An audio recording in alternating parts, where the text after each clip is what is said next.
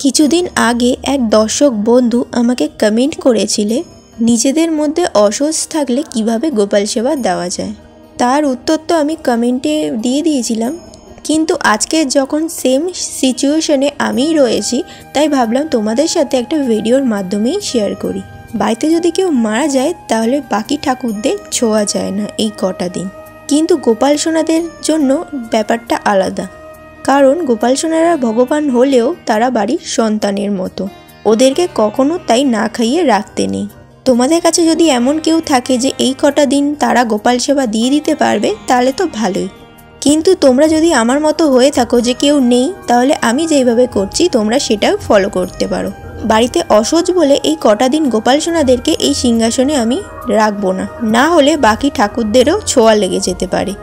তাই আমি যেটা করব, গোপাল সোনাদেরকে এই আলাদা করে এই পিঁড়িটার মধ্যে নামিয়ে নেব, আর আগে আমি এই তোষকটাও দিয়ে দিলাম যাতে গোপাল সোনাদের ঠান্ডা না লাগে বসলে। এরপর অবশ্যই এটার ওপর একটা ভালো চাদর পেতে দিচ্ছি যাতে আরামের সাথে সাথে দেখতেও ভালো লাগে। এই কটা দিন আমরা যা যা ধরবো বা ব্যবহার করব সেগুলো কিন্তু সব তোমরা পরে আবার ধুয়ে নেবে। তাই এখানে যা যা আমি করছি এগুলো সব আমাদের যেদিন কাছাকাছি হবে সেদিনকেও এগুলো ধুয়ে দেব। পাশে অনুষ্ঠান হওয়ার জন্য আশা করি তোমরা কিছু আবার শুনতে পাচ্ছ, তার জন্য একটু ক্ষমা করে দিও। গোপাল সোনারা যাতে এখানে আরামভাবে বসতে পারে তার জন্য আমি এই বালিশগুলো চারপাশে দিয়ে দিচ্ছি, কারণ এই 12-13 দিন গোপাল সোনাদের এখানেই বসতে হবে, সেই জন্য। এবার গোপাল সোনাদের এক এক করে স্নান করিয়ে দেব। গোপু সোনাকে আগে নিয়ে এসে ওর জামাটা খুলিয়ে দিচ্ছি। আর হ্যাঁ, এই কটা দিন হয়তো আমি ঠিকমতো তোমাদের সামনে ভিডিও নিয়ে আসতে পারবো না, কারণ ওই যে বাড়িতে অসহ্য, তাই। আর অসহ্য হলে আমি গোপাল সোনাদের যা যা দিয়ে স্নান করাতাম সেগুলো কিছু ধরবো না, কারণ ওগুলো বাকি ঠাকুরদেরও ব্যবহার করতে হয়। এই সময় যদি আমি ওগুলো ধরে নিই তাহলে পরে আমি ওগুলো আর ব্যবহার করতে পারবো না, সেই জন্য। তো যাই হোক, তোমাদের সাথে কথা বলতে বলতে গোপলু সোনারও সোয়েটারটা খুলিয়ে নিলাম।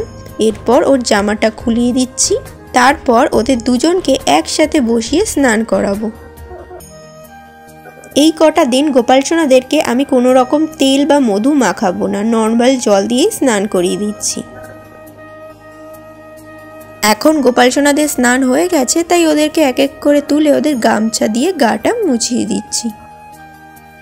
গোপাল সেবা করতে করতে এক এক সময় আমি ভুলেই যাই যে আমি ভিডিও করছি, নাহলে দেখো গোপাল সোনাদেরকে এক একবার আমি ক্যামেরা দিয়ে বাইরেই নিয়ে চলে যাই। তো গোপাল সোনাদেরকে এক এক করে আমি জামা পরিয়ে দিচ্ছি। এই কটা দিন আমি সব জামা নামাবো না, আমি দুটো জামা আলাদা করে রেখে দিয়েছি, ওই দুটো জামাই আমি প্রতিদিন ঘুরিয়ে ফিরিয়ে পরাবো।